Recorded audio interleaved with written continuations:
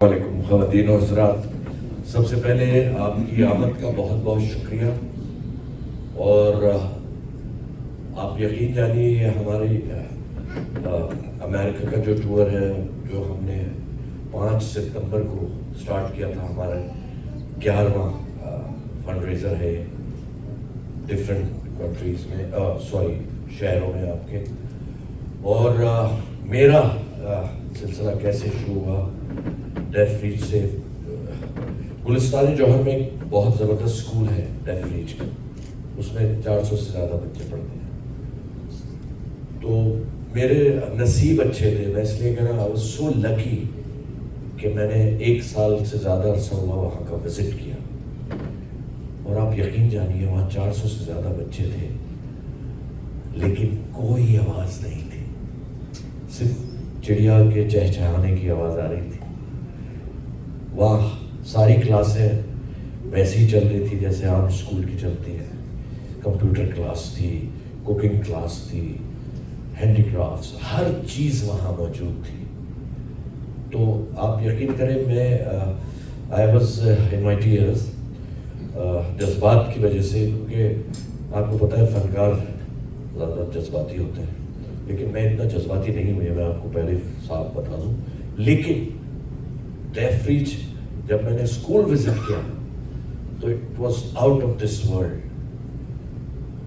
और अनफॉर्चुनेटली हमारे मुल्क पाकिस्तान में हमें बहुत प्यारा है वो मुल्क, जो बोलने और सुनने वाले हैं उनकी कोई नहीं सुनता, तो इन बेचारों की कौन सुनेगा।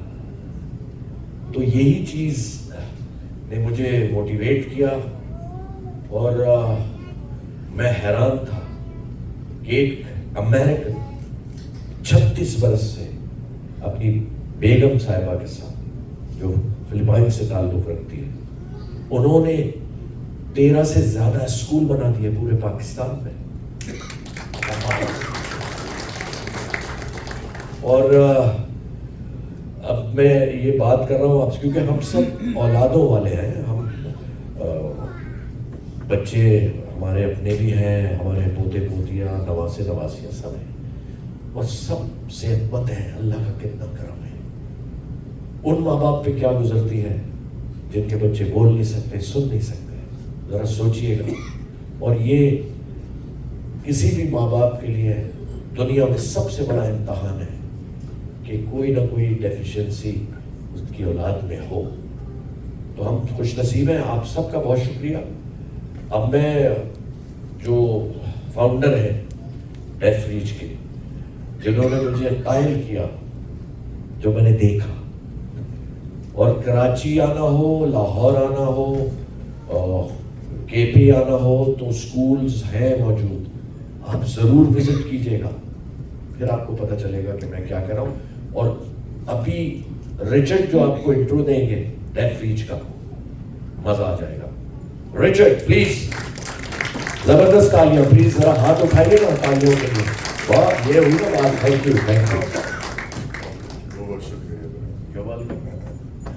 हमारे ambassador, thank you, thank you. अस्सलाम वालेकुम everyone. It's my honor. We're really happy to be here tonight with you. Thank you so much for filling up the room. Many new faces, and tonight our goal is to share with you our story, because so many of you have asked us, you're living in Pakistan that long, ye kya cheez? Kyun? So I'm going to tell you tonight why we're living there and what we're doing, what we've been doing. And some of you who, we were in Chicago, as Joanne mentioned, I think it was 5 years, Joanne? 5 years, Benny? And then again, I think 2 years or 3 years ago. But so much has happened, so many changes have taken place, so much growth has taken place. So we're excited to share with you that story tonight. But before we start, I'd just like to invite you to join us in the national anthem. This is performed by our students, and you're going to see a very special version. Can I ask you all to stand with me?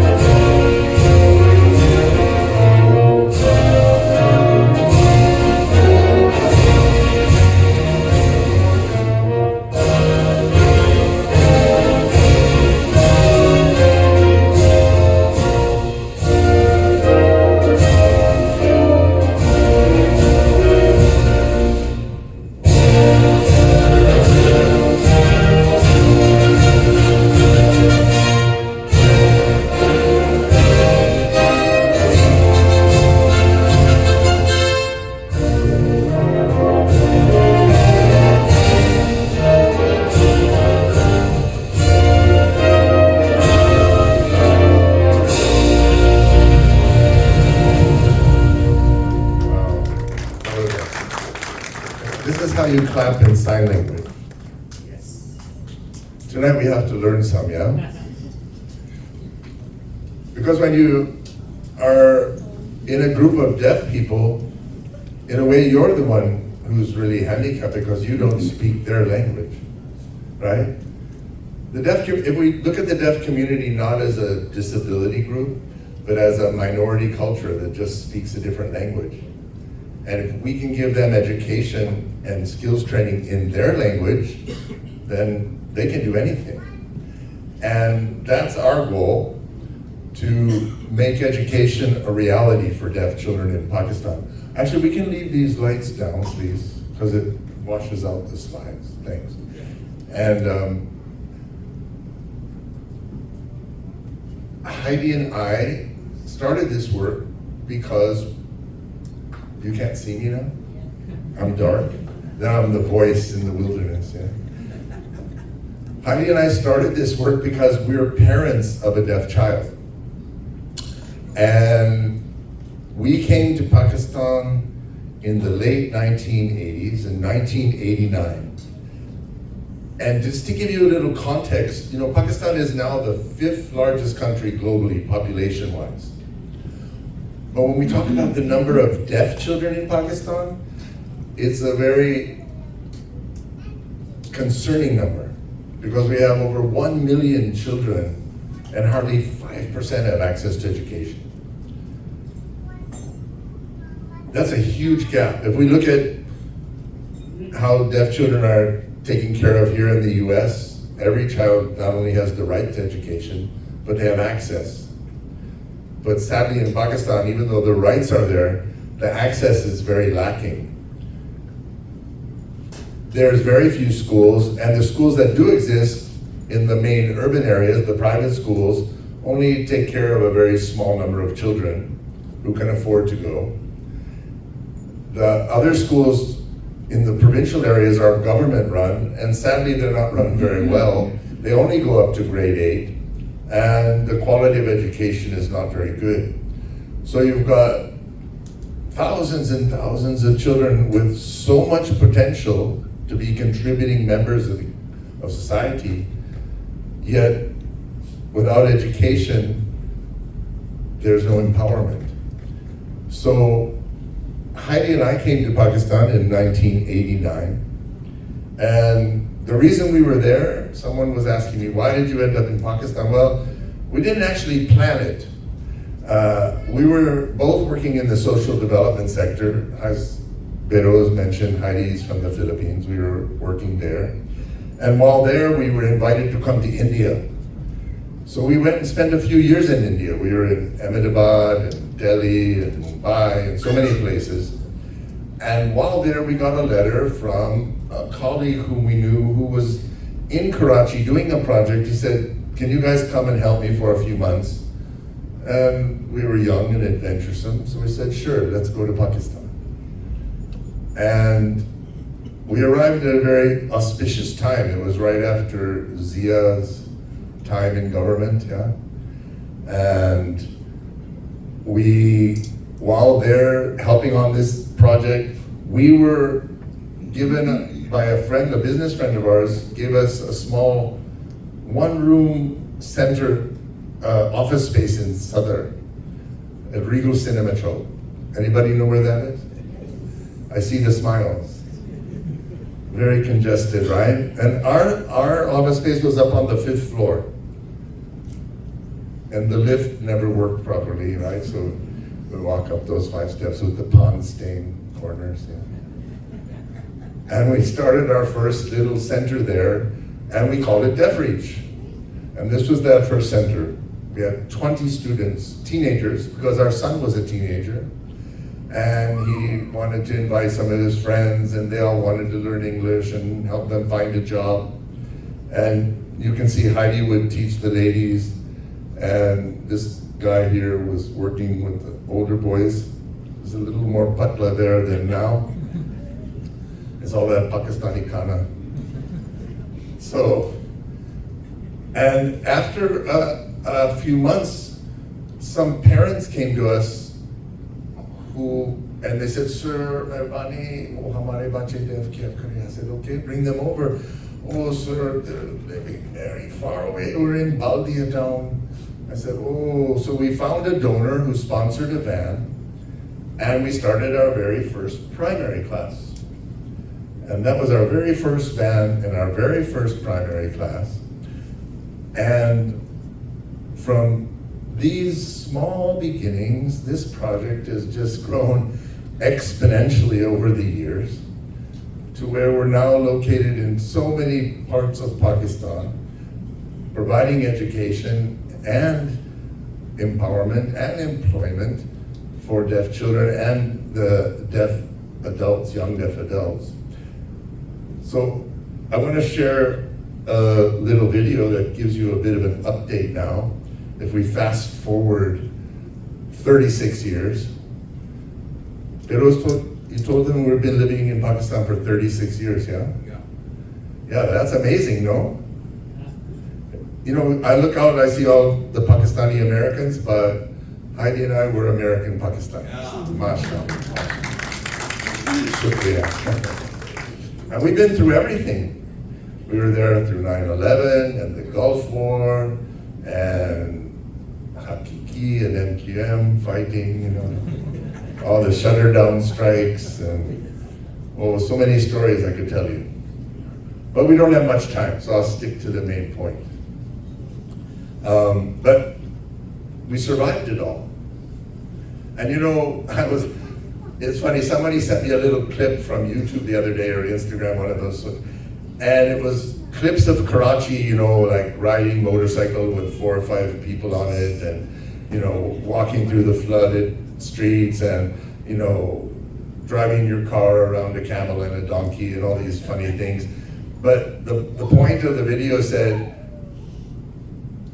this should be something you could put on your CV, that I survived living in Karachi. And I thought that was really comical, but it's very true. So it's challenging, yes, with sometimes there's no bijli, sometimes there's no pani, you know. But these are small things when you're talking about the bigger picture. So I just shared this video with you, which is going to give you a bit of an update today. Society like ours, the stigma attached to being deaf can be heartbreaking and socially isolating. But my deafness is not a disability. And this is a self-belief, trust, and confidence that DeafReach gave me. Discovering that our son was deaf was not only a heartbreaking shock, but it changed the path of our lives completely. I flash back 35 years ago to when we came to Pakistan and started a small single-room tuition center in the heart of Karachi for deaf children, which today has grown to 9 large campuses across Pakistan, providing education and skills training to so many deaf children, and continues to expand.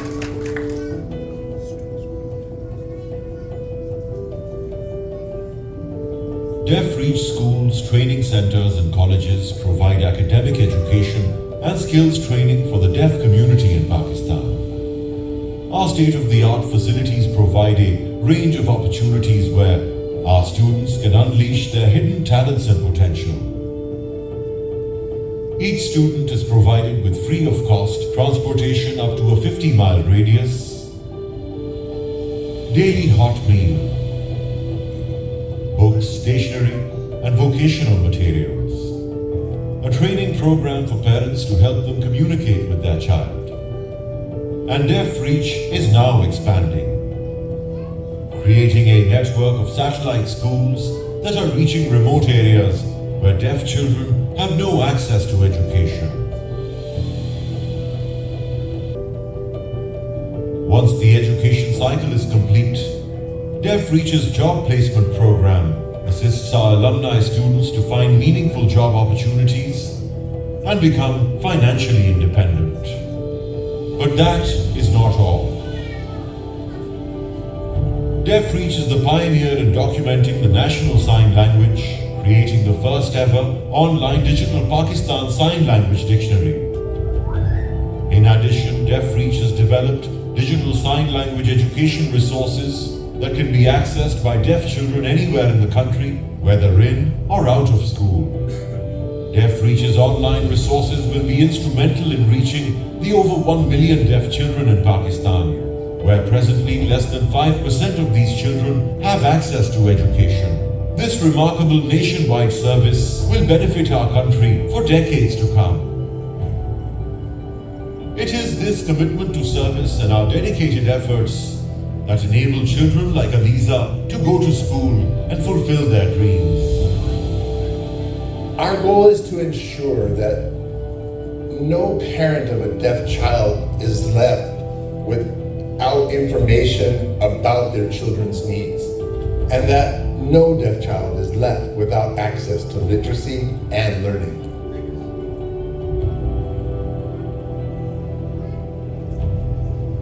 Thank you. That's quite some growth. It's like the story of the bamboo plant. Do you know that little story? You put a bamboo plant in the ground and you water it, and you water it in the first month, nothing happens, and the second month and the third month, and you keep watering it, and after 1 year nothing happens, and after 2 years nothing happens, and you keep watering it and keep waiting, and after 3 years a little sprout comes up, and within 30 days it grows to like about 10 feet. So did that plant grow 10 feet in 30 days or in 3 years? And this is a story of DeafReach. It was a little seed that got planted and has taken all these years to grow, but now we see the impact, and we're just getting started. And that's what I want to share with you now. This is where we've been, but where are we going? And what can we do to change this paradigm of deaf children being so marginalized and so neglected? You know, there's this antiquated mindset in Pakistan that says sort of masoor bache, usai piroke, right? Which is really a shame, because you see the potential. You see young people like Aliza, who's working now for a marketing firm and earning a good salary, supporting her family. She just needed the opportunity. All the children you saw, all those schools you saw, we don't own any of those schools. These are all given to us on a no-cost basis by different provincial governments, who have been very supportive, by the way, by private enterprise. And all of our students come from very low income, low education family backgrounds. So 99.9%, they're all on 100% scholarship, which is all supported, you know, through donations. And we have to give credit to the Pakistani community for that. It's been their support, their warmth, their, you know, helping hand over the years that it's enabled us to really make this kind of progress. I just want to share a little story here about a new school we just opened in April in Nowshera. And Dr. Shafi was here, but he left for another event. But he provided support for this on the upper block in the name of his family. And this school is the first school for deaf children in that whole area. The KP government gave us this building on a no-cost basis. We found donors that were willing to renovate and set it up. And we now have almost 200 children just attending it, just the last 5 months since it opened. So these are the kind of miracles of Pakistan that take place, mashallah. Thank you. So if I look back to that one van we started with many, many years ago, on a daily basis, we provide pick and drop transport for every single one of our students up to a 50, 60 kilometer radius. On any given day, we have over 100 vans on the road. And you can see the mileage there. In one day, it's the same distance as Karachi to London. And in 1 year, it's 39 times around the globe. Now, these aren't fancy big yellow school buses, mind you. They're little Ravi pickups, just like you see those kids in the back. And you can squeeze in as many as you can fit. Depends if they're fat or Petla, yeah. Usually 12 to 15.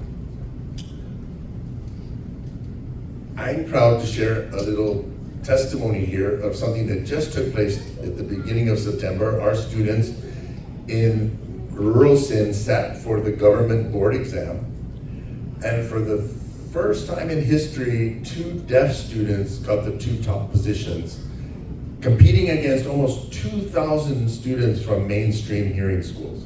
Isn't that a major accomplishment? So it just shows you the potential these kids have if we can just give them the opportunity to learn. We have a very active student volunteer program, and this is Heidi's and my opportunity to invite all of you to come visit us in Pakistan. And when you come, bring your young people. They can spend a day or 2 or a week at the school and volunteer. And we would love to have them participate. And we'll give you a very nice letter of recommendation they can put for their college CV applications. We also have school. Who's here from Karachi? Wow, so many Karachiites. How about the Lahoris? Aha. And how about anybody else? Anybody from KP? Baluchistan? Islamabad. Wow, the sole survivor. So we have a school in Lahore, in Township, right near Model Town.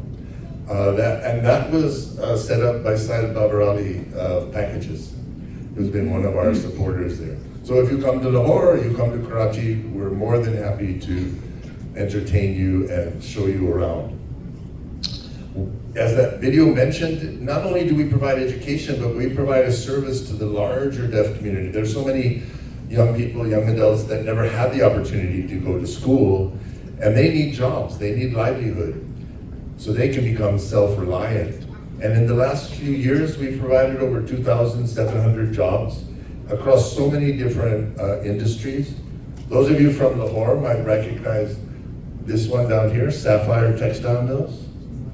This is a really interesting story. We set up a training hall in our school in Lahore, and Sapphire brings in 25 deaf internees for a 3-month training program. They pay them a stipend, they train them on what they want them to stitch, and after 3 months they hire them full-time with all the benefits, the same as the other workers.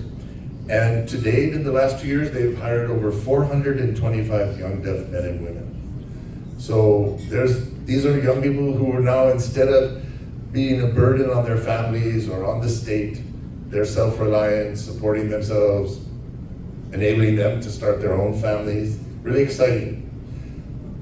Another great project we have is with KFC restaurants. And many years ago, we started one branch of KFC in Gulshan Iqbal, which was deaf-run. And they're at the counter. And so many people would go out of their way to go eat at that KFC because they said the chicken tastes better. It was Pyarika chicken, made with love. So, and now the KFC has over 70 branches around the country. They have over 225 young deaf boys and girls working with them. And they're working behind the counter, so when you go in to order the chicken, you're the one that's handicapped, yeah? Because we have sign language menus that you can learn some sign language. Like here's French fries, 7-Up, Zinger, just that, thank you. But what this does, though, you see, is it opened up the door to other industries. So we have young people working in banks and hotels and textiles, so many places. Abdul Rahman, who is the chairman of Feroz 1888, which is one of the largest mills in Pakistan, they have a large number of deaf boys and girls working there. So as a result of all this, we were honored to receive the Sitare Khidmat Award from the President of Pakistan. Thank you. And it was an honor not just for Heidi and myself, but for our whole team. Again, and Javed, last time we were here, I think maybe we had 6 schools total, yeah? So this has grown now, and I think at that time we had about 150, teachers, staff, employees. This has grown now to we have close to 700 full-time employees working for DeafReach. And I'm going to share with you how we've expanded our school program across the country. Another award we received was from the Sheikh Hamdan of Dubai for educational development in the Islamic world, which was quite an honor for us and for Pakistan. We were the first Pakistani organization to ever receive this award. Thank you. So Heidi and I have become kind of ambassadors for the country in reverse, yeah? We have a chance to speak at so many forums. Well, I do most of the talking, but Heidi, you have to give credit. She's our academic director. She develops all the educational program, the teacher training program, the parent training program. So she's the motor that makes things run. Thank you. So, what does the future hold? And what can we do to bridge this gap? And when we talk about the problem, which I've sort of mentioned already, is that mainstream schools are not equipped to take care of deaf children. The teachers don't have the skill set, they don't have the knowledge or the patience, and sadly there is no real infrastructure in Pakistan that meets this need. And the real challenge for a deaf child is not so much his hearing loss, but it's his language deprivation. Keep in mind, you all have young children at home or in your families. Those children, by the time they're 3 and 4 and 5 years old, they're been exposed to tens of thousands of words. They can communicate clearly in more than one language if you're speaking 2 languages at home, or 3 even. But for a deaf child, he is very isolated, even in his larger family unit. And maybe they have 30, 40 homemade signs. So when that child has the opportunity to come to school, it's like pouring water on a thirsty bulb. It just blossoms. Because not only are they learning from their teachers, but they're learning from their peers, and they're all communicating in their language. One of our students, a 10-year-old girl, said to me once, she said, "Sir, thank you so much. Coming to DeafReach has been the end of my loneliness." And that just really hit me, because deaf children are very lonely, they're very isolated. So they develop almost like a whole family structure in our schools, which is beautiful to see. And when their parents come for their classes on Saturdays, that strengthens that. So then they're learning to communicate with their kids at home. So, as I mentioned in the video, the solution here was to develop digital learning content in sign language, which would enable us to reach out beyond the boundaries of a traditional brick and mortar school. And we developed the first Pakistan Sign Language digital dictionary.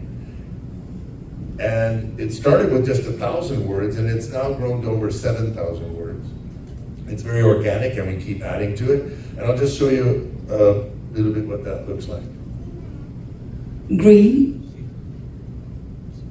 hara,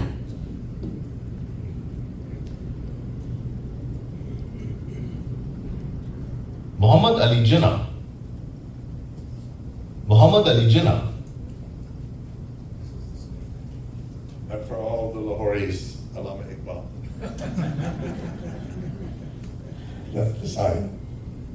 It's very easy, right? And there's an app that you can download. It was on the former site. It's psl.org.pk. And it's not Pakistan Super League, it's Pakistan Sign Language. But we get a lot of hits because of it. So to take this solution and put it into action, we came up with this goal that instead of trying to bring kids to school and continue with these huge, large brick and mortar type schools, which in the video you saw each of those schools has 300 to 400 children, let's bring school to children in remote areas. And we call this our satellite school program.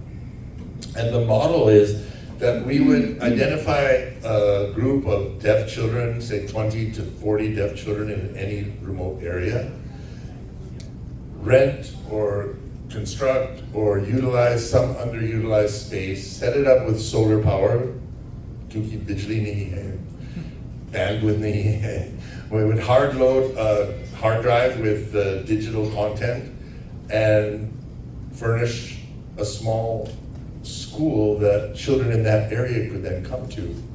So we tested this model 2 years ago, and I'm going to share a little story about that. This takes place in Muara, Sindh, which is about 8 hours north of Karachi. And one of our former students, who was, when I say former, it was like 20 years ago when we were first in that little school in Sadr, in our first little one-room school. He lives in Muara. His name is Mushtaq, and he is a tailor by day. But in the evening, for the last many years, he would be gathering all the deaf children in his village and bringing them to this very rundown location and doing his best to teach them. So he came to us 2 years ago and said, "Sir Mehmani, can we do something?" I said, "Okay, let's see." We sent a team to go up there and investigate to see maybe we could fix up his place or renovate it, but it was beyond repair.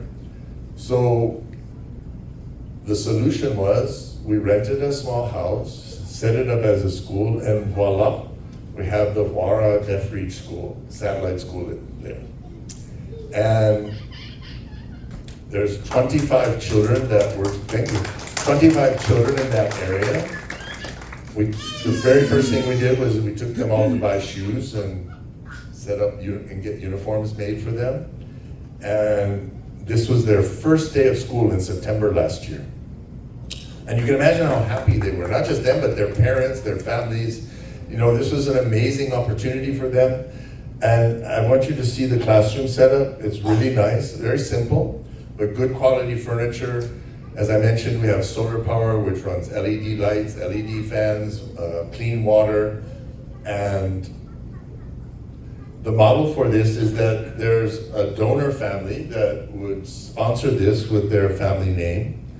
And there's just a one-time setup cost and then obviously a yearly operating cost, which is very reasonable.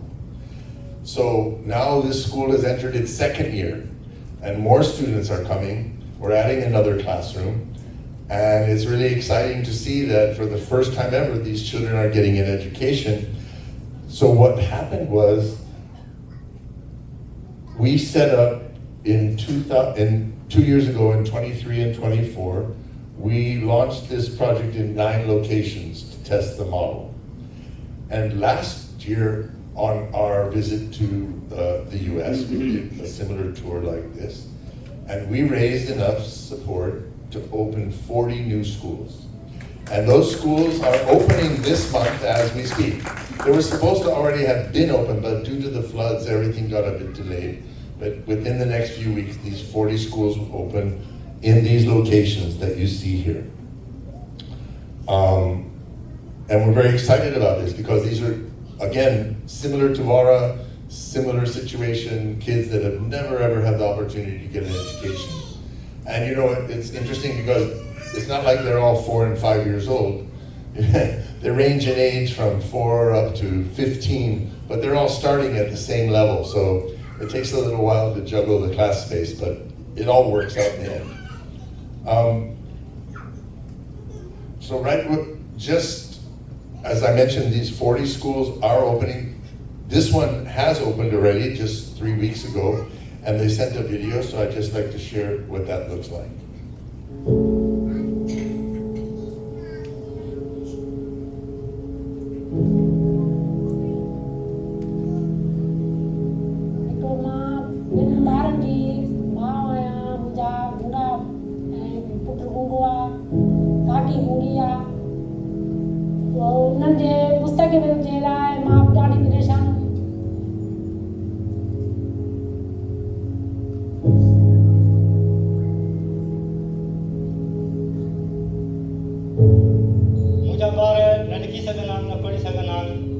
न पंहिंजो नालो कंहिंखे ॿुधाए था सघनि हीअ school आयो आहे उम्मीद आहे त हाणे पंहिंजो नालो रोशन कंदा ऐं कामयाब थींदा अॻिते पढ़ी Thank you. And it was interesting, that teacher that was signing there, his name's Abdul, he is one of our alumni students that graduated from our school in Sakkar. And now he's leading this whole program in this village. And that's the beauty of our program. Actually, I mentioned that the government schools only go up to grade 8, but DeafReach goes up to a full 2-year Bachelor of Arts program. And every year we have a graduating class, and those 30 to 40 graduating students, we then hire them full-time and give them a career in deaf education. And they're the ones that are enabling us now to build capacity and grow things even further.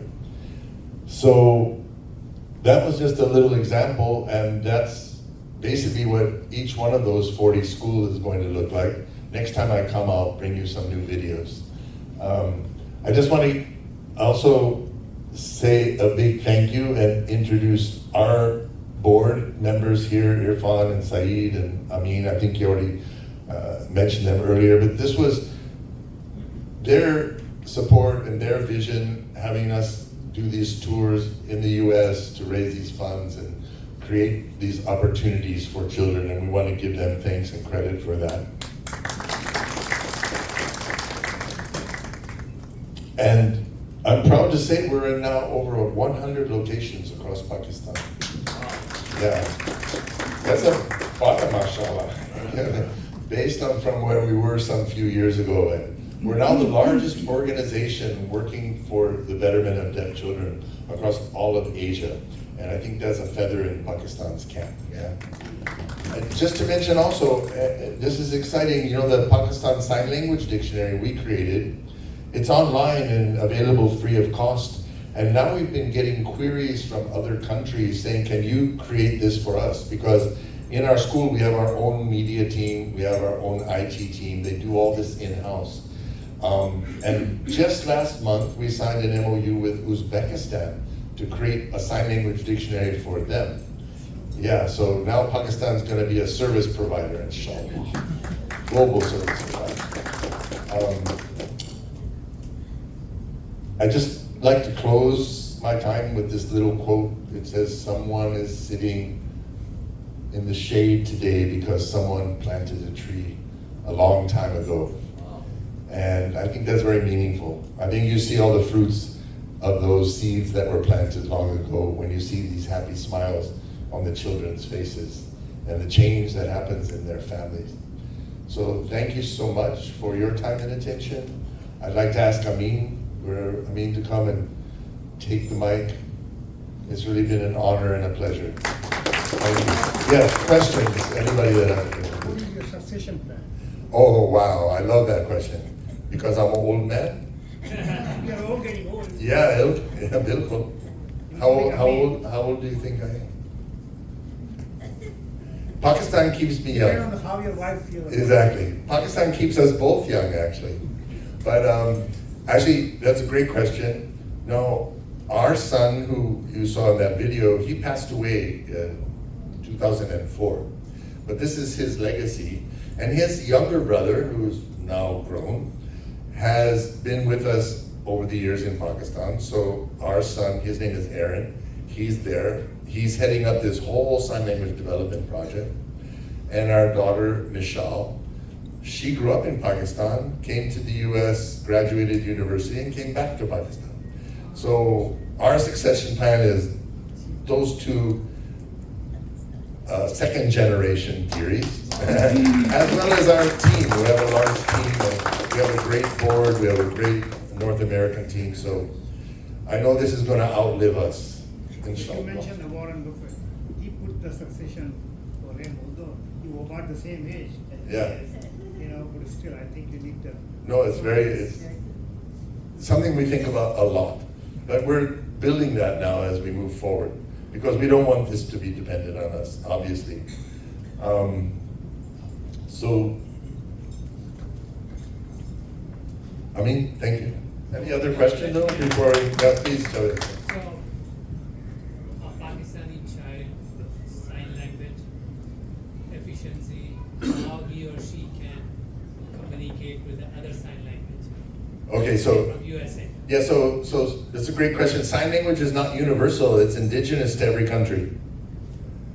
Right? Just like a spoken language. But it's amazing when you get groups of deaf people together, they quickly bridge the gap. I've seen it in so many conferences I've attended, etc. I think it's sort of like, let's say you have a Punjabi and Sindhi speaker in the same room. Pretty soon they'll figure out how to communicate, you know. No, they don't? Uh-oh, that's a bad analogy then. Thank you, Richard. Give it up for that, Richard. And Heidi. Assalamu alaikum again. My name is Amin Markatia. I'm going to take it from here.